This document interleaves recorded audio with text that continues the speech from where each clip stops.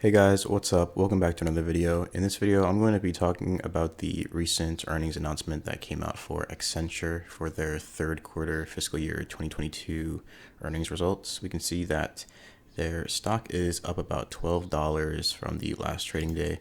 Over the last week, it's up about 7%, about 8% over the last month. It's up about 2% over the last year. It has tumbled a little bit from their all-time highs in the last month of 2021. And over the last 5 years, they're up about 143%. And basically, for those who don't know, Accenture, they're basically a global professional services company. They provide a number of different services like strategy and consulting, technology, operations, and they also have different operations centers located in 40 different industries. We can see they target a lot of different industries and a lot of different sectors.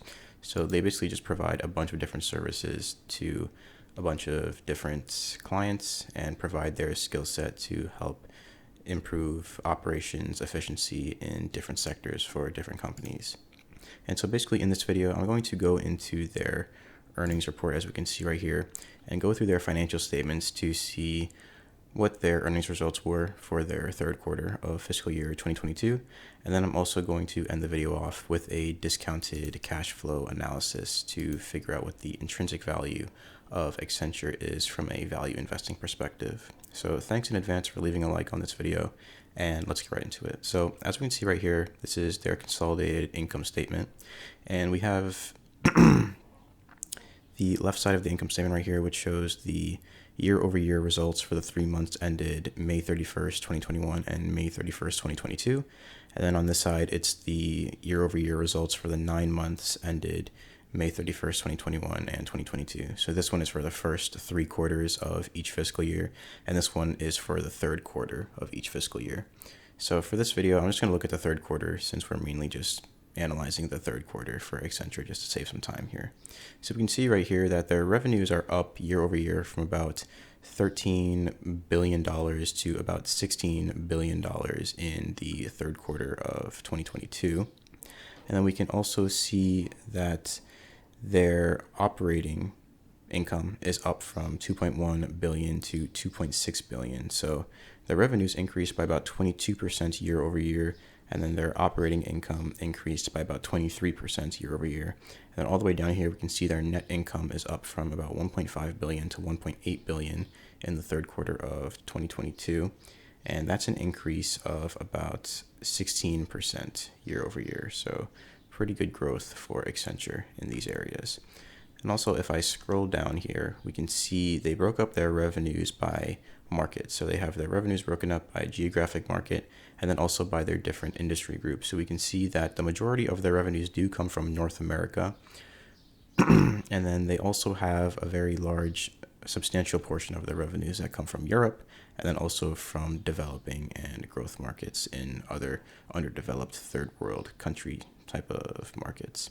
We can see that totals up to their total revenue. And then they also have their revenues broken up by industry group. We can see the majority of it comes from their products industry, which is about 4.6 billion, with the second most coming from communications, media, and technology. And then most of their revenues come from consulting, and then the other part of their business, which is outsourcing, makes up about 7 billion of their $16 billion worth of revenue. And this is just for the 9 months ended for fiscal year 2022 and 2021, as we can see right here. Also, if I scroll down a little bit here, we eventually get to their balance sheet, and we can see that their business is expanding year over year. We can see that last year their business had, or not last year, but last, a little bit last year, not a full last year, but we can see it's from August 31st to May 31st. They had about $43 billion of total assets, and now they have about $46 billion of total assets. So they are expanding their business, which is good because they're going to be able to use their assets to produce more revenues in the future.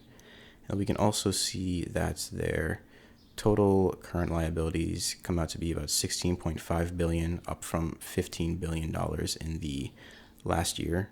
And then also their total shareholders' equity comes out to be 22 billion, which is up from 20 billion from last year. So the majority of their business, as we can see right here, is financed by debt as opposed to liability. it looks like about $24 billion worth of their business is financed by debt compared to shareholders' equity. So that's obviously going to mean that they're going to have a lot of payments that are going to be made to interest payments on their debt, which is obviously going to eat into their cash flows. But as a result, they are going to have a higher return on equity because they have less equity in their business for the amount of assets that they have that are producing revenues for them. And then lastly, we can see on the last page here, they have their consolidated statement of cash flows. And this is pretty interesting. We can see that, especially in the financing section right here, they actually return a lot of value back to their shareholders. They purchased about $972 million worth of shares in the third quarter alone for 2022. And we can also see that for the first 3 quarters of this fiscal year, they've repurchased about $3.5 billion worth of shares. So that's obviously going to have a very positive impact on the stock price in the near term. Also, on top of that, they have cash dividends paid of about $613 million in the third quarter of 2022. And then in total, they've paid out about $1.8 billion worth of dividends back to their shareholders for the first 3 quarters of fiscal year 2022. Their free cash flow, which is basically just their cash flow from their operating activities minus their property, plant, and equipment, as well as some other values in their cash flow metrics, comes out to be about $2.87 billion, which is up from $2.24 billion year over year. And we can see that after taking into account the amount of cash they used in investing activities, as well as in financing activities, returning value to their shareholders, we can see that the net increase in their cash and cash equivalents for the third quarter of 2022 was about $1.2 billion. So now to end off the video, what I want to look at is the intrinsic value of Accenture. And we can see that right here in this little Excel file that I've prepared right here. I took some of these estimates from Yahoo Finance. They're estimating that Accenture is going to have a growth rate of about 13% compounded annually over the next 5 years. And then I was conservative and I made that 6% for the next 5 years after that. They have about 633 million shares outstanding. They had about $8.4 billion worth of free cash flow in 2021. And right now they have about $1.92 billion worth of cash on their balance sheet after taking into account the amount of debt that they also have on their balance sheet.